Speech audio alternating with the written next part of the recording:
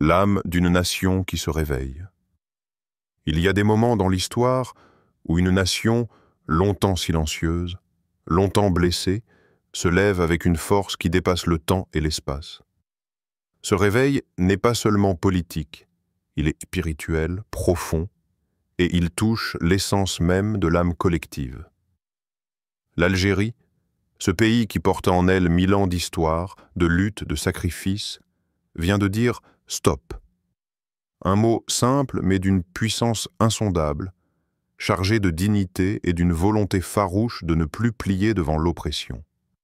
Ce stop n'est pas un cri de colère passagère, ni un geste impulsif. C'est l'expression d'une conscience réveillée, d'un peuple qui refuse l'humiliation et réclame justice, vérité et respect.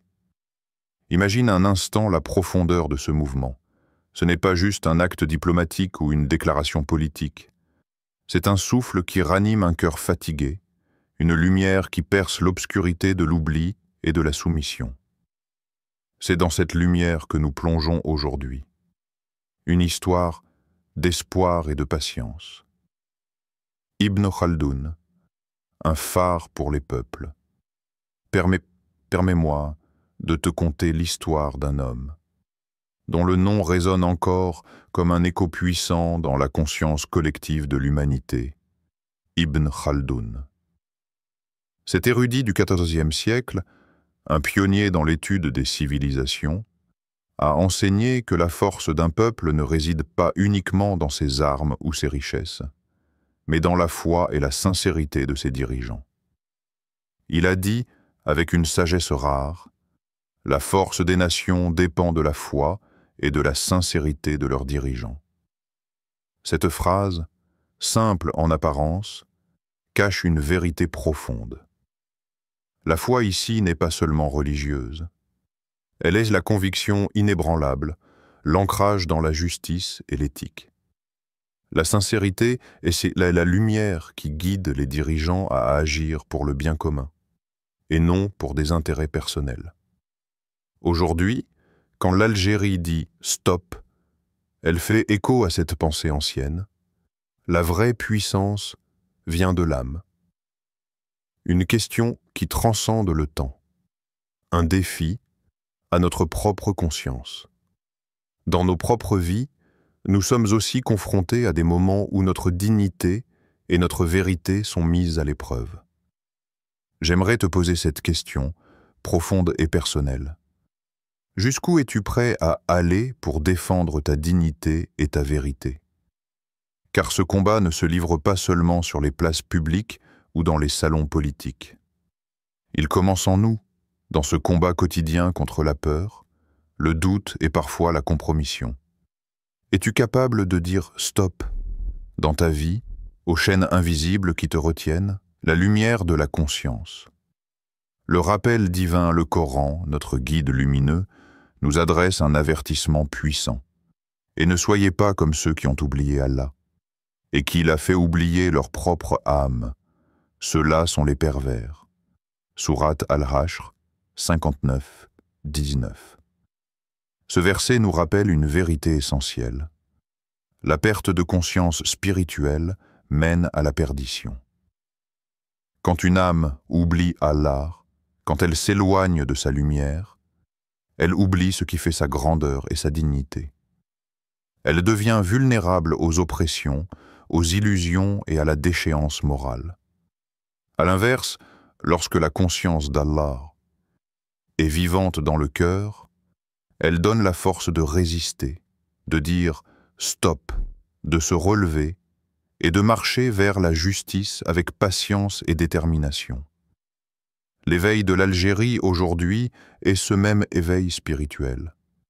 C'est un appel à chaque croyant, à chaque être humain, à ne jamais oublier sa propre âme, à ne jamais laisser l'oubli l'emporter. Car c'est dans cette lumière que naissent la vraie puissance et la liberté.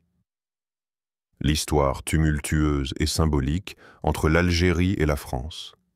L'histoire entre l'Algérie et la France est bien plus qu'un simple récit de colonisation et de décolonisation. C'est un fleuve tumultueux, une rivière de douleur, de résistance, de sacrifice et d'espoir. Chaque vague de ce fleuve porte en elle les échos d'une mémoire collective, profondément gravée dans le cœur de millions d'âmes. Depuis le XIXe siècle, cette relation s'est tissée sur un canevas complexe où le pouvoir, la domination et la contestation s'entrechoquent. Le silence imposé par la colonisation, les souffrances indicibles de la guerre d'indépendance et les blessures encore vives dans les mémoires, tout cela forme un passé chargé de symboles forts. Lorsque le président Tebboune prononce aujourd'hui ce mot si simple et pourtant si lourd de sens, « Stop », il ne s'agit pas seulement d'un acte diplomatique, ni d'une décision politique prise à la légère. C'est un cri de dignité, un acte de résistance spirituelle, un refus clair de continuer à être enchaîné par des liens invisibles mais puissants, forgés par un passé douloureux.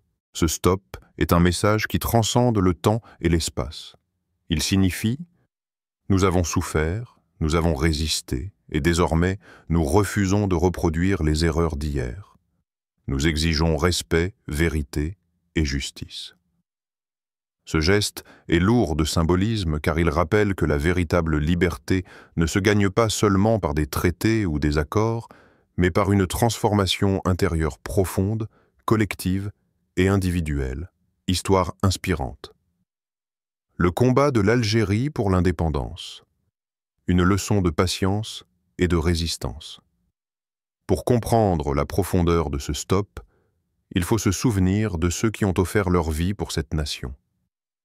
Les martyrs de la guerre d'indépendance algérienne ne se sont pas battus pour un simple changement politique.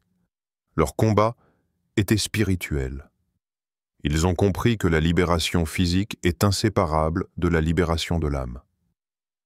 Ces hommes et femmes ont fait face à des épreuves inimaginables. Torture, disparition, violencés. Pourtant, leur foi en un avenir libre ne les a jamais abandonnés.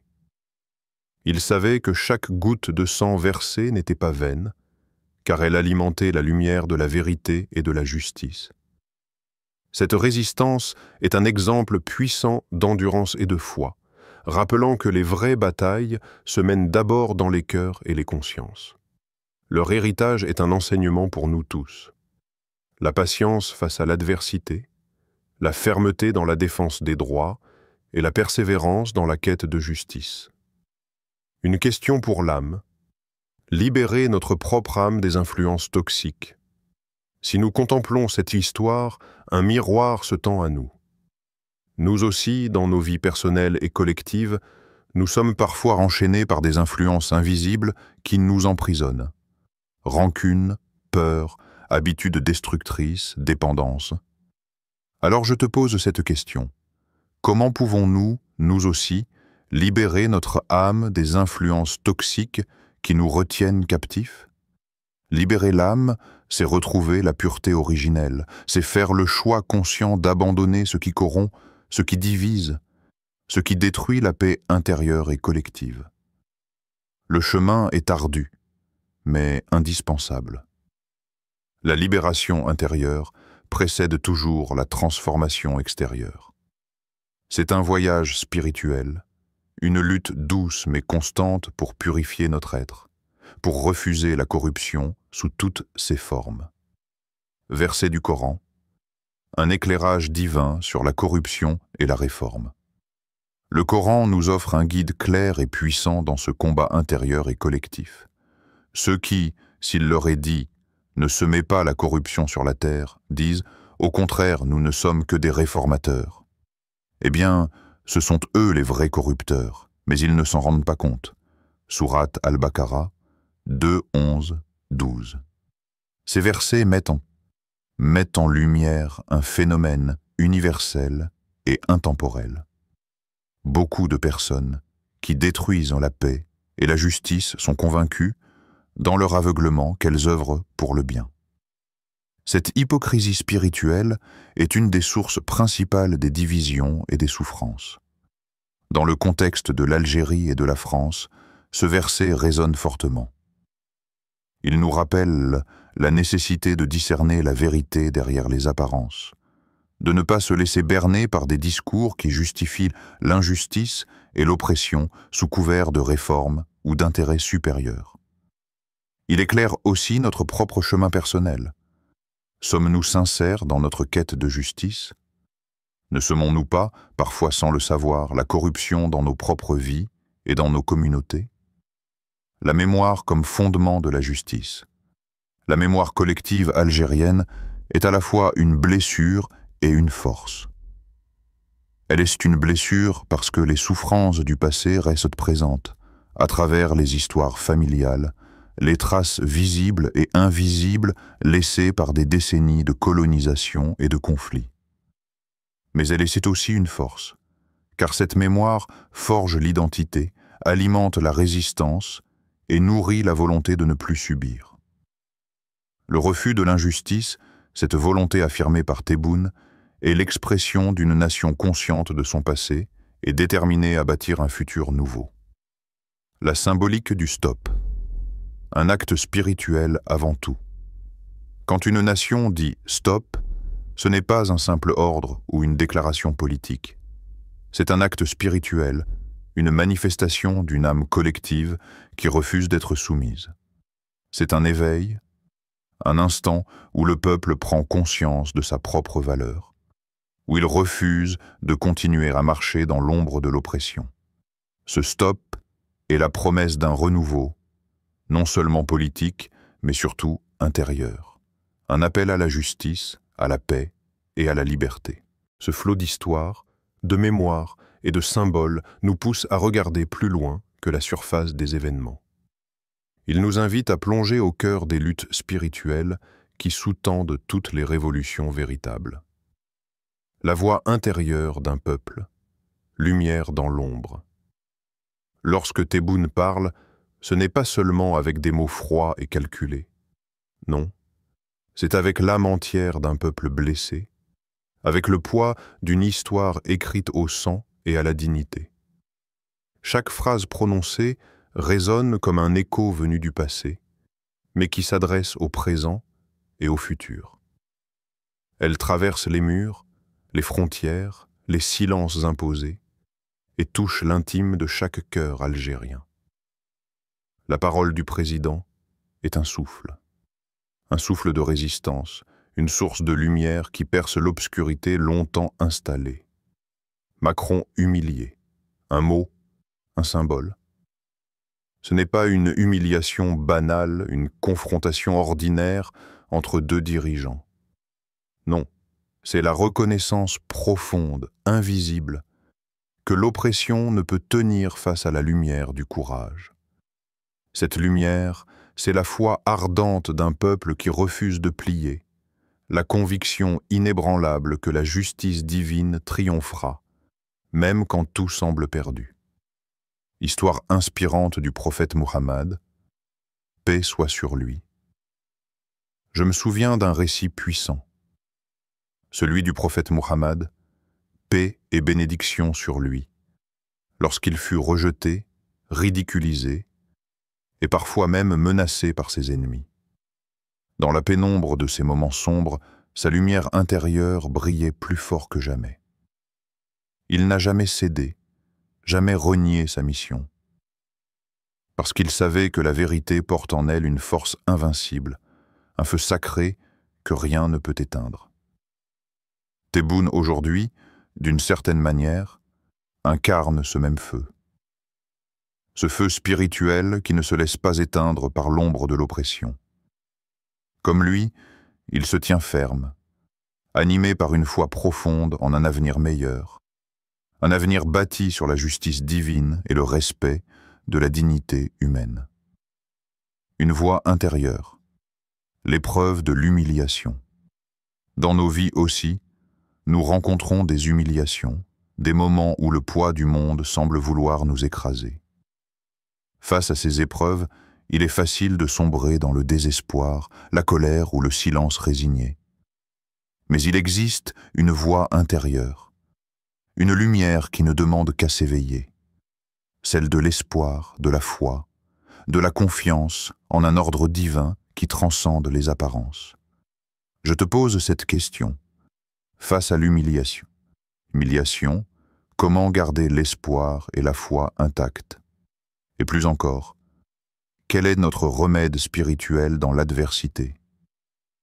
Le remède spirituel, verset du Coran comme un souffle de vie. Le Coran, cette source infinie de lumière, nous offre une promesse puissante et consolante. Certes, avec la difficulté est, certes, la facilité. Sourate Ash-Shar, 84, 5, 6.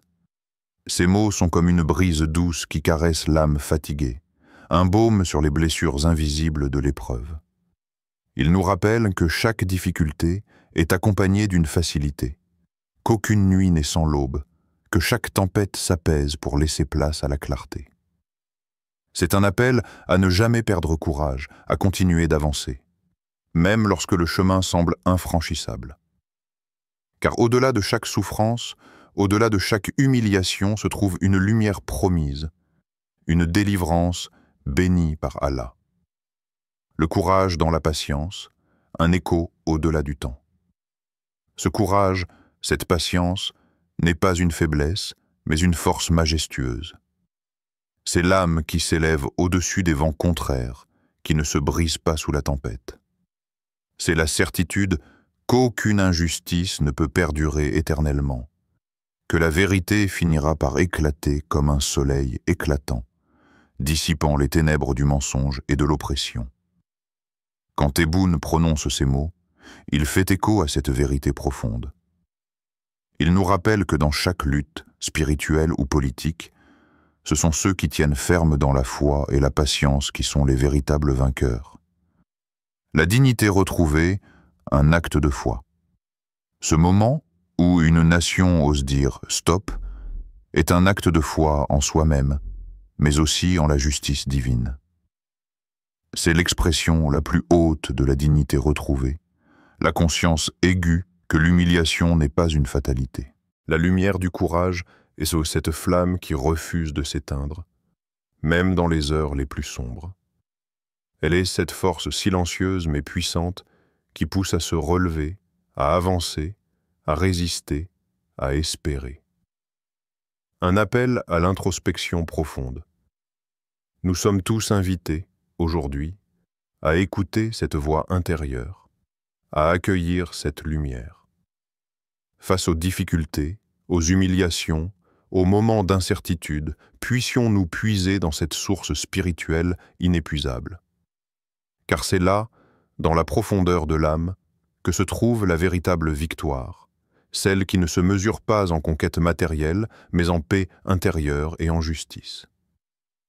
La parole de Tebboune est plus qu'un message politique. C'est un chant d'espoir, une prière silencieuse, un rappel que même dans la nuit la plus noire, la lumière finit toujours par triompher.